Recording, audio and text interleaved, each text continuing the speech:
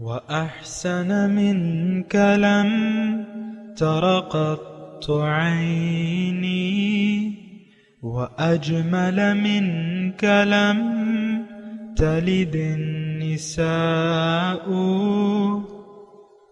خلقت مبرأ من كل عيب خلقت مبرأ من كل عيب كأنك قد خلقت كما تشاء كتاب أنزلناه إليك مبارك ليدبروا آياته وليتذكر أولو الألباب۔ یہ کتاب برکت والی ہے جسے ہم نے آپ کی طرف نازل فرمایا ہے تاکہ دانش مند لوگ اس کی آیتوں میں غور و فکر کریں اور نصیحت حاصل کریں۔ اللہم صلی علی سیدنا محمد وعلی آل سیدنا محمد بعدد کل ذرۃ مئۃ الف الف مرۃ۔ سامعین و ناظرین اکرام، السلام علیکم ورحمۃ اللہ وبرکاتہ۔ سامعین اکرام، سورہ فتح آیت نمبر 7 اور 8 آج کا موضوع، کیا ہم اپنے رسول کی کامل اطاعت کرنے والے لوگ ہیں؟ اس کے ساتھ آج کے سبق کا آغاز کرتے ہیں۔ سب سے پہلے گزشتہ سبق کا اعادہ ہوگا۔ وَيُعَذِّبَ الْمُنَافِقِينَ وَالْمُنَافِقَاتِ وَالْمُشْرِكِينَ وَالْمُشْرِكَاتِ الظَّانِّينَ بِاللَّهِ ظَنَّ السَّوْءِ عَلَيْهِمْ دَائِرَةُ السَّوْءِ وَغَضِبَ اللَّهُ عَلَيْهِمْ وَلَعَنَهُمْ وَأَعَدَّ لَهُمْ جَهَنَّمَ وَسَاءَتْ مَصِيرًا۔ اور اس لیے بھی کہ ان کے منافق مردوں اور منافق عورتوں اور مشرک مردوں اور مشرک عورتوں کو عذاب دے جو اللہ کے ساتھ بری بدگمانیاں رکھتے ہیں، انہی پر بری گردش مقرر ہے اور ان پر اللہ نے غضب فرمایا اور ان پر لعنت فرمائی اور ان کے لیے دوزخ تیار کی اور وہ بہت برا ٹھکانہ ہے۔ سورہ فتح آیت نمبر 7، لفظی ترجمہ وَلِلَّهِ جُنُودُ السَّمَاوَاتِ وَالْأَرْضِ، اور آسمانوں اور زمین کے لشکر جو ہیں وہ اللہ ہی کے ہیں، یعنی اللہ کے قبض قدرت میں ہیں۔ وَكَانَ اللَّهُ عَزِيزًا حَكِيمًا، اور اللہ تعالیٰ بے شک غالب ہے اور حکمت والا ہے۔ سامعین کرام، اس سے پہلے بھی یہ آیت آئی تھی وَلِلَّهِ جُنُودُ السَّمَاوَاتِ وَالْأَرْضِ آیت نمبر 4 میں، وَكَانَ اللَّهُ عَلِيمًا حَكِيمًا، اللہ تعالیٰ جانتا ہے۔ تو دونوں میں سے یعنی دونوں کا اپنی اپنی جگہ الگ مفہوم ہے۔ پہلے تو مومنوں کا یعنی اللہ تعالیٰ نے فرمایا تھا کہ هو الذی انزل السکینۃ فی قلوب المؤمنین، اللہ تعالیٰ وہ ذات ہے جس نے نازل کی سکینہ مومنوں کے دلوں پر، اور پھر اس میں فرمایا کہ دیکھو اللہ ہی کے لیے لشکر، یعنی اللہ تعالیٰ کی طرف سے جو یا جسے کہتے ہیں تائید ازدی، وہ مختلف شکلوں میں مختلف اوقات میں مختلف شکلوں میں آتی ہے۔ اگر نوح علیہ السلام کی قوم پہ یعنی اللہ تعالیٰ کا، خیر یہاں تو خاص طور پہ سامعین کرام نجات کی راستے ہیں یا اطمینان قلب کا یہاں خاص طور پہ سکینہ کا بیان ہو رہا ہے، تو سکینہ بھی اللہ تعالیٰ کے لشکروں میں سے ایک لشکر ہے، یعنی ایک طاقت ہے کہ اللہ تعالیٰ خاص اوقات میں مسلمانوں کے دل مضبوط رکھتا ہے سکینہ اتارنے کے ذریعے۔ اس کی میں نے آپ کو بتایا تھا، لیکن آج جو تذکرہ ہو رہا ہے وَلِلَّهِ جُنُودُ السَّمَاوَاتِ وَالْأَرْضِ کا مطلب یہ مشرکین اور منافقین کا اس میں ان کے لیے ہے کہ بھئی نہ صرف یہ کہ اللہ تعالیٰ مختلف، تھوڑا سا توجہ کریں سامعین کرام مضمون کی طرف، یعنی اللہ تعالیٰ کے مشرکوں اور منافقوں پر جو عذاب نازل ہوتا ہے اللہ تعالیٰ کی طرف سے، وہ مختلف اوقات میں مختلف انداز سے ظہور پذیر ہوتا ہے۔ مثال کے طور پہ یہاں جو مضمون چل رہا ہے صلح حدیبیہ کا، اس میں اگر ایک طرف صلح حدیبیہ ہو رہی ہے دباؤ کے ماحول میں، بظاہر دباؤ کے ماحول میں، لیکن یہ اللہ تعالیٰ نے اسے ایک فتح عظیم قرار دیا ہے۔ انا فتحنا لک فتحا مبینہ، واضح فتح، یعنی یہ ایک ایسی چیز ہے۔ مثال کے طور پہ میں آپ کو قوم عاد کی مثال دوں کہ جب ان پہ بادل آئے عذاب کے لیے، تو انہوں نے یہ گمان کیا قالوا ھذا عارض ممطرنا، یہ ہوا ہے اور اس میں بادل ہیں، ہم پہ بارش برسے گی اب۔ لیکن اسی بادلوں کی ذریعے سے اللہ تعالیٰ نے ان پر عذاب الہی کا نزول کیا۔ سامعین اکرام، اسی طرح ادھر صلح حدیبیہ کے موقع پر اس صلح کو مشرکوں نے اپنے حق میں ایک فتح قرار دیا کہ مسلمانوں کو ہم نے دبا لیا اور ان کو یعنی ان کا جس کام کے لیے آئے تھے ان سے ہم نے روک دیا۔ پھر وہ صلح کی آپ شرائط دیکھیں کہ ایک مسلمان جو ہے اگر مکے سے جاتا ہے مسلمانوں کے پاس تو اس کو واپس کرنا ہوگا۔ یہ ساری شرائط جو تھیں، یا مثال کے طور پہ جو صلح ہوئی، یعنی انہوں نے 10 سال کے لیے صلح نامہ لکھ دیا، وہ بھی ایک بہت بڑا یعنی واقعہ تھا، اس کی میں آپ کو تفصیل بیان کر چکا ہوں۔ پھر ہر ایک جو یعنی اس صلح کی شرط تھی وہ بظاہر جو ہے مسلمان دب کے کر رہے تھے، لیکن اس میں اللہ تعالیٰ کی چونکہ بے شمار حکمتیں پوشیدہ تھیں۔ یہاں اللہ تعالیٰ نے فرمایا نا وَكَانَ اللَّهُ عَزِيزًا، اللہ تعالیٰ غالب ہے، بے مثل غالب ہے، یعنی وہ نہ ہونے سے ہونے کو نکال لیتا ہے۔ اب مثال کے طور پہ آپ کے سامنے میں مثال پیش کروں کہ برادران یوسف نے یہ چاہا کہ یوسف نہ ہو، اور پھر ان کے لیے ایک تدبیر کی اور ان کو ایک اندھے کنویں میں ڈال دیا۔ لیکن وہی کنویں میں ڈالنا جو تھا، یہ آپ دیکھیں بنی اسرائیل کا ایک تاریخی موڑ ہے کہ جب بنی اسرائیل آئے اور یوسف علیہ السلام کے ذریعے، اور اللہ تعالیٰ نے ان کو مصر کی بادشاہی عطا فرما دی، بنی اسرائیل کو وہاں سے آغاز ہوا تھا نا، پھر موسیٰ علیہ السلام جو اسی میں، تو دیکھیں نہ ہونے سے اللہ تعالیٰ ہونا نکال دیتا ہے۔ اور یہ میں آپ کو ایک بات بتاؤں پتے کی، اللہ کی توفیق سے، کہ مومن کبھی بھی پیش آمدہ حالات میں مایوس نہیں ہوتا، یعنی ظاہری جو بھی حالات ہو وہ مایوس نہیں ہوتا۔ بس یہ ایک نقطہ ہے سامنے کا، نہ اسے مایوسی کی کوئی ضرورت ہے۔ کیوں؟ کہ اس نے اپنے معاملات کو اللہ کے حوالے کر دیا ہے، وہ اللہ کی نظر میں ہے۔ اللہ تعالیٰ فَإِنَّكَ بِأَعْيُنِنَا، آپ ہماری نظر میں ہیں، تو اسے جیسے رسول کے متعلق ہے اسی طرح مومنوں کے متعلق ہے۔ اور وَهُوَ مَعَكُمْ أَيْنَمَا كُنْتُمْ، اللہ تعالیٰ۔ تو ایک بات جو ہے سامنے کرام، اس میں بہت بڑی حکمت کی اور پتے کی بات ہے۔ اگر آپ محسوس کریں کہ تمام بادشاہی جو ہے اللہ تعالیٰ کی ہے، وَلِلَّهِ جُنُودُ السَّمَاوَاتِ وَالْأَرْضِ میں مضمون یہ ہے کہ مومن جو ہیں بالکل اللہ تعالیٰ پر اعتماد و بھروسہ رکھیں، کوئی بھی حالات جیسا رخ پلٹتے ہیں اس سے پریشان نہ ہوں، غمگین نہ ہوں۔ وہ کوئی بھی حالات ہو تو اس کو مایوسی کی کوئی ضرورت نہیں ہے، اللہ پہ اعتماد اور بھروسہ رکھتے ہوئے اس کو اپنی بندگی کرتے چلے جانا ہے۔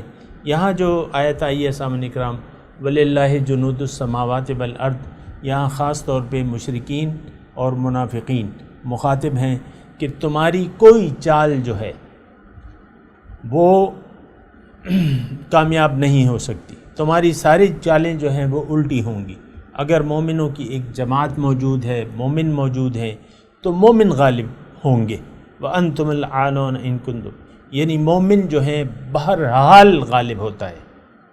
وَأَنْتُمُ الْأَعْلَوْنَ إِن كُنتُم مُؤْمِنِينَ، یہ اللہ تعالیٰ کا فیصلہ ہے، ازلی فیصلہ ہے سامعین کرام. لیکن آج جو ہے اگر ہم مومن نہیں ہیں تو وہ ایک الگ بات ہے. تو بہرحال یہاں یہ مضمون سمجھنے کا ہے، اس میں کافی حکمتیں ہیں. وَكَانَ اللَّهُ عَزِيزًا حکیمہ میں بھی کافی سارا سمجھنے کے لیے مضمون ہے سامعین کرام، کہ اللہ تعالیٰ غالب ہے، بے مثل غالب ہے. یعنی بعض اوقات یعنی انسان کی تو کوئی عقل ہی نہیں ہے اللہ کے یعنی اس کے مقابلے میں، اللہ کی تدبیروں کے مقابلے میں انسان کی تدبیر کی کوئی حیثیت نہیں ہوتی. یہ بات نوٹ کر لیں سامنے کرام. وَمَكَرُوا وَمَكَرَ اللَّهُ وَاللَّهُ خَيْرُ الْمَاكِرِينَ، انہوں نے بھی تدبیر کی اور اللہ نے بھی تدبیر کی، اور اللہ تعالیٰ سب سے بہتر تدبیریں کرنے والا ہے. یہ آپ اپنے میرے حضور صلی اللہ علیہ وسلم کی زندگی کو دیکھ لیں. مکی زندگی میں جو بھی حالات آئے، جیسے بھی حالات آئے، پھر مدینے میں جو بھی حالات پیش آئے، ہر واقعہ جو ہے پیش آنے والا دین کی ترقی کا باعث بنا ہے سامنے نکلا. مثال کے طور پہ غزوہ احد ہے، یعنی اس میں بظاہر مسلمان جو ہے ایک سٹیپ کم ہو گئے نا، کہ ان کے ہاں شہادتیں ہو گئیں، لیکن اسی فتح کے بے شمار فوائد اللہ تعالیٰ نے قرآن مجید میں بیان کیے ہیں. وَكَانَ اللَّهُ عَزِيزًا حَكِيمًا، اللہ تعالیٰ غالب ہے اور بے مثل غالب ہے. یہ بہت یعنی مومنوں کے لیے خاص طور پہ تسلی کا مضمون ہے، اور جو منافق ہیں اور جو مشرک ہیں یا منافق صفت لوگ ہیں، مشرکینہ روش والے ہیں، وہ اللہ تعالیٰ کی تدبیر سے بچ کر کہیں نہیں جا سکتے، اللہ کو عاجز نہیں کر سکتے. اللہ تعالیٰ غالب ہے اور حکیم ہے، حکمت والا ہے، اسے ہر کام میں حکمت ہوتی ہے. بہرحال سامعین کرام آگے چلتے ہیں. میں لفظی ترجمہ بیان کرتا ہوں. انا ارسلناک، بے شک ہم نے آپ کو بھجوایا ہے، شاہدن، گواہی دینے والا، و مبشرن، اور خوشخبری دینے والا، و نذیرن، اور ڈرانے والا، لتؤمنوا باللہ، تاکہ تم ایمان لے آؤ اللہ پہ، و رسولہ، اور اس کے رسول پہ، و تعزروہ، اور تم اس کی مدد کرو، و توقروہ، اور اس کی تعظیم کرو، و تسبحوہ بکرۃ و اصیلا، اور اس کی صبح و شام پاکی بیان کرو. حمایت سامعین کرام، دیکھیں خاص طور پہ صلح حدیبیہ کے پس منظر میں اس کی کیا اہمیت ہے، یا یہ آیت یہاں کیوں آئی ہے، اس پہ بھی آپ نے غور و تدبر کرنا ہوگا. دیکھیں مسلمانوں کو اگر اللہ تعالیٰ نے فتح عظیم دی صلح حدیبیہ کے موقع پہ، تو اس کی ایک بڑی وجہ یہ تھی کہ مسلمان جو تھے حضور صلی اللہ علیہ وسلم کے بے دام غلام تھے. ان کے اشارے آبرو پہ انہوں نے اپنی جان و مال کا کوئی پرواہ نہیں کیا. مثال کے طور پہ حضور صلی اللہ علیہ وسلم جب چلے، خواب دیکھا انہوں نے اور مسلمانوں کو بیان کیا. بظاہر حالات جو تھے ایسے تھے کہ ایک منافق کے سوا کوئی منافق نکلے ہی نہیں، اور انہوں نے خوشیاں منائی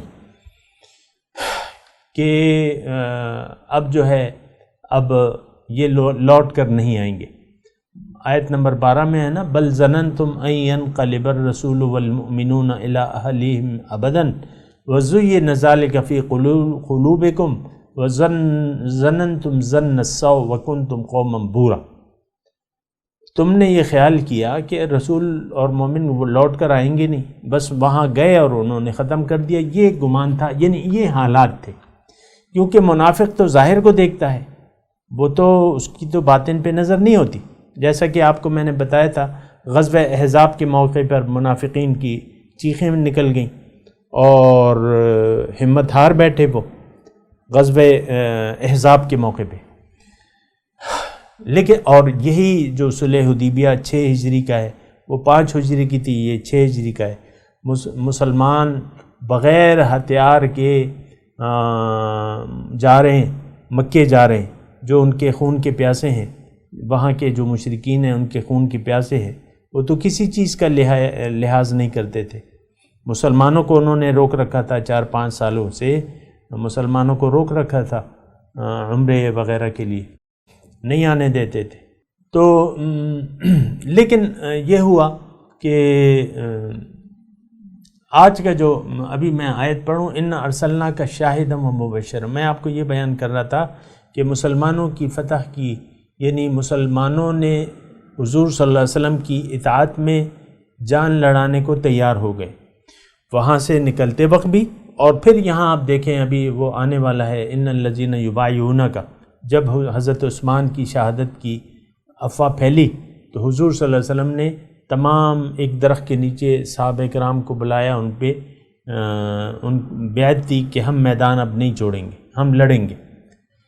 تو وہ بھی آ رہا ہے تذکرہ، لیکن یہاں پہ ہم نے یعنی پھر میں دوبارہ سے آپ کو مختصر بات بتا رہا ہوں کہ انا ارسلنا کا شاہدا و مبشرا و نذیرا، یہ اس میں اللہ تعالیٰ نے یعنی بظاہر یہ آیت سامنے کرام اگر آپ دیکھیں تھوڑا سا غور کریں، آیت نمبر 8 کے بعد لِتُؤْمِنُوا بِاللَّهِ وَرَسُولِهِ وَتُعَزِّرُوهُ وَتُوَقِّرُوهُ وَتُسَبِّحُوهُ بُكْرَةً وَأَصِيلًا، یعنی یہ مومنوں کے لیے اللہ تعالیٰ نے یہ آیت نازل کی ہے سامنے کرام۔ تو انا ارسلناک شاہدا و مبشرا و نذیرا، اور بہرحال اس کے ابتدائی کلمات میں نے آپ کو دے بھی دیے کہ یہ اصل میں یہ آیت جو ہے یہ جو فتح مبین تھی، اس کی وجہ کیا تھی کہ مسلمانوں نے رسول کی مدد کی اور ان کی تعظیم کی جیسا کہ حق تھا، انہوں نے اپنا تعظیم کا اور حضور کی مدد کا حق ادا کر دیا، کسی بھی حالت میں حضور کو تنہا نہیں چھوڑا، اپنا سر اطاعت رسول میں جھکائے رکھا، اگرچہ بعض جو انسانی طباع کے مطابق بعض اختلاف اس میں نظر بھی آیا اور وہ مطمئن نہیں تھے، خوش نہیں تھے، لیکن پھر بھی انہوں نے رسول کی تعظیم کی اور اس کا تذکرہ آتا رہے گا اور اس کی مدد بھی کی۔ تو یہاں رسول کا وہ مقام بیان ہو رہا ہے سامنے کرام، جو بنیادی حضور صلی اللہ علیہ وسلم کا جو بنیادی جو کردار ہے، جو پیغمبرانہ کردار ہے، جو مقصد ہے، وہ کیا ہے؟ شاہدن، ایک نمونہ۔ شاہدن کا مطلب گواہ۔ اب گواہ جو ہے وہ قولی طور پہ بھی ہے اور عملی طور پہ بھی ہے۔ حضور صلی اللہ علیہ وسلم اپنے قول سے بھی اللہ تعالیٰ کی طرف بلانے والے ہیں اور اپنے عمل سے ایک نمونہ پیش کرنے والے ہیں۔ جو لوگ اللہ کے چاہنے والے ہیں، اللہ کے راستے پر چلنا چاہتے ہیں، اللہ تک پہنچنا چاہتے ہیں، ان کے لیے ایک عملی نمونہ ہے۔ اب دیکھیں، جہاں تک شاہدن کا تعلق ہے صلح حدیبیہ کے موقع پہ، یہ سارے معاملات جو تھے حضور صلی اللہ علیہ وسلم نے اپنی مرضی سے نہیں کیے۔ بظاہر جو ہے حالات جیسے بھی تھے، لیکن حضور صلی اللہ علیہ وسلم نے اللہ تعالیٰ کے حکم کے مطابق سارے کام کیے۔ مثال کے طور پہ آپ دیکھ لیں، ابھی تفصیل شاید آ جائے، کہ حضور صلی اللہ علیہ وسلم نے خالد بن ولید آ رہے تھے، اس وقت وہ مشرکین کی ٹولی میں تھے، لیکن 200 سواروں کا دستہ لے کے وہ پہنچ گئے تھے، لیکن حضور صلی اللہ علیہ وسلم نے اپنا راستہ بدل دیا اور ایک دشوار گزار راستے سے حدیبیہ پہنچ گئے۔ حدیبیہ آ کے ان کی اونٹنی جو تھی قصوہ، وہ بیٹھ گئی، تو صحابہ نے ان کو چلانے کی کوشش کی، اٹھانے کی کوشش کی۔ حضور نے کہا نہیں، اس کو یہ اللہ کے حکم پہ ہے، اس کو اب بیٹھا رہنے دو، اور یہ اعلان کر دیا کہ اس خانہ کعبہ کی تعظیم کے لیے مشرکوں نے جو بھی تجویز پیش کی میں اس کو قبول کر لوں گا۔ سبحان اللہ۔ تو دیکھیں، اب یہ تو شاہدن کا مطلب گواہ، ایک نمونہ۔ اب دیکھیں، یہاں میں تھوڑا سا مضمون عرض کرتا ہوں سامنے کرام، کہ دیکھیں انسان ایک طرف انسان ہے، اور انسان کو اللہ تعالیٰ نے ایک خاص مقصد کے لیے پیدا کیا ہے۔ تھوڑی سی توجہ رکھیں سامنے کرام، ایک خاص مقصد، اور وہ مقصد کیا ہے؟ وہ نفسانی خواہشات کے خلاف اپنی مرضی کے مطابق زندگی گزارنے کا اللہ تعالیٰ نے ہمیں ہدایت کی ہے کہ تم نے اپنا خواہشات نفسانی کے خلاف میری مرضی کے مطابق زندگی گزارنی ہے، چاہے اگر وہ تمہاری نفسانی خواہشات کے خلاف ہی کیوں نہ ہو، چاہے وہ حکم تمہاری سمجھ میں آئے یا نہ آئے۔ سمعنا و اطعنا، یہ مومن کی ایک صفت ہے سامنے کرام، جو کہ ہونی چاہیے. وقالو سمعنا واطعنا، سمع و اطاعت، سننا اور اطاعت کرنا اللہ تعالیٰ کی بندگی کا مطلب یہ ہے سامنے کرام. ایسی اطاعت بلا چون و چرا، کوئی چون و چرا نہیں. یہ اللہ تعالیٰ ایسی اطاعت چاہتا ہے کہ حکم آئے اور تم سر کٹا دو، تم مال و جان کو قربان کرنے کے لیے تیار ہو جاؤ. لیکن ایسا ہے کہ یعنی یہ مطالبہ ہے ہم سے. وقالوا سمعنا واطعنا، اور بندگی کہتے ہی اسے ہیں، بلا چون و چرا اطاعت کو بندگی کہتے ہیں. سامعین کرام، یہ تقاضا ہے. پھر اللہ تعالیٰ اس میں تربیت کرتا ہے ہماری، جیسا کہ صحابہ کرام کی تربیت کی گئی اس واقعے میں خاص طور پہ.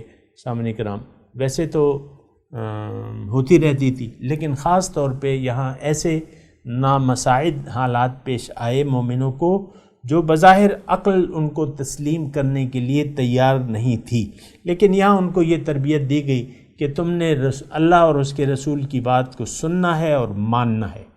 بس یہ تربیت کی گئی. اب یہ تربیت تو ہمارے لیے بھی ہے. سامعین کرام، ہم بھی اللہ کے دل دادا ہیں، اللہ کے چاہنے والے ہیں. تو اب ایسی اطاعت تو ہمیں بھی درکار ہے. سامنے ایسی اطاعت ہمیں بھی درکار ہے. اچھا، تو شاہدن کا مطلب حضور صلی اللہ علیہ وسلم انسان بھی تھے اور پیغمبر بھی تھے. لیکن ہم ٹھیک ہے انسان تو تھے، لیکن وہ اللہ تعالیٰ کے ایک چنیدہ بندے تھے، معصوم عن الخطا تھے. اور پیغمبر کی ذات ہی ایسی ہوتی ہے سامنے کرام کہ اس کی بلا چون و چرا اطاعت کی جائے، کیونکہ اس کے متعلق ارشاد باری تعالیٰ ہے کہ ما ینطق عن الہوی ان هو الا وحی یوحی. وہ اپنی خواہش سے کوئی بات نہیں کرتے، وہی ہوتی ہے میری مرضی سے بات کرتے ہیں. جب میری مرضی سے بات کرتے ہیں اور تم نے ان کے ہاتھ پہ بیعت کر لی ہے، سمع و اطاعت کی، تو پھر تمہارا قول یہ ہونا چاہیے سمعنا و اطعنا، نے سنا اور اطاعت کی. بہرحال انا ارسلنا کا شاہدن عملی نمونہ. صلح حدیبیہ کے موقع پر خاص طور پہ مسلمانوں کو حضور کا یہ کردار سامنے آیا کہ حضور نے اپنی خواہشات کی پیروی نہیں کی، ظاہری حالات سے مایوس نہیں ہوئے، اپنی تدابیر کرتے رہے اللہ تعالیٰ کے حکم کے مطابق. آپ دیکھ لیں سارے واقعے کو، اگر آپ تفصیل سے پڑھیں تو حضور صلی اللہ علیہ وسلم کا عمل جو تھا وہ خاص اللہ تعالیٰ کی ہدایت کے مطابق تھا، اور وہ کیا حضور نے جو اللہ نے چاہا. تو یہ ایک شاہدن کا مطلب ایک عملی نمونہ. اس طرح ایک مومن کو بھی اس طرح ہونا چاہیے سامنے کرام کہ وہ ایک عملی نمونہ بن کے دکھائے. کس کے سامنے؟ عملی نمونہ بن کے دکھائے دیگر لوگوں کے سامنے. ایک نمونہ پیش کرے کہ بھئی میری بات تو اللہ کی بات ہے. یعنی ہونا یہ چاہیے کہ وہ اپنے آپ کو اتنا بلند کر دے کردار میں کہ وہ اپنی خواہشات انسان کو یا جو بھی ہیں ان کے سامنے اپنی خواہشات پیش نہ کرے، اللہ کا حکم پیش کرے، اور ایک عملی کردار کا نمونہ بھی ان کے سامنے پیش کرے. تو حضور کی ایک حیثیت شاہد کی ہے. سامعین کرام، یہ آج کل بہت سے ہیں کہ بھئی وہ حضور کی بات کو اہمیت ہی نہیں دیتے، اور نہیں، ایسی بات نہیں ہے. حضور صلی اللہ علیہ وسلم ایک عملی نمونہ ہے، گواہ ہیں ہمارے لیے. اللہ تعالیٰ کی جو تعلیمات ہیں اس پر عمل کر کے انہوں نے ایک گواہی پیش کی ہے کہ یہ نمونہ ہے. بھئی میں گواہی دیتا ہوں کہ اللہ کی چاہت جو ہے ایسی ہے جو کہ میں نے عمل کیا اور تمہارے سامنے نمونہ پیش کیا. وہ مبشرن، اور جو لوگ حضور صلی اللہ علیہ وسلم کی اس یعنی قولی اور عملی شہادت کو تسلیم کر لیں اور حضور صلی اللہ علیہ وسلم کو کہ اسوہ حسنہ کو اپنے لیے رول ماڈل بنا لیں، اس کے لیے بشارت ہے. وہ مبشرن، جو ان کے عملی کردار، قولی اور عملی کردار سے منہ موڑ لیں، وہ نذیرن، ان کے لیے ڈر سنانے والے ہیں. یعنی ان کے لیے ڈر سنانے والے ہیں. بہرحال یہ مضمون شروع ہے سامعین کرام، میں تلاوت کرتا ہوں، میرے ساتھ دہرائیے. اعوذ باللہ من الشیطان الرجیم، بسم اللہ الرحمن الرحیم. وَلِلَّهِ جُنُودُ السَّمَاوَاتِ وَالْأَرْضِ وَكَانَ اللَّهُ عَزِيزًا حَكِيمًا۔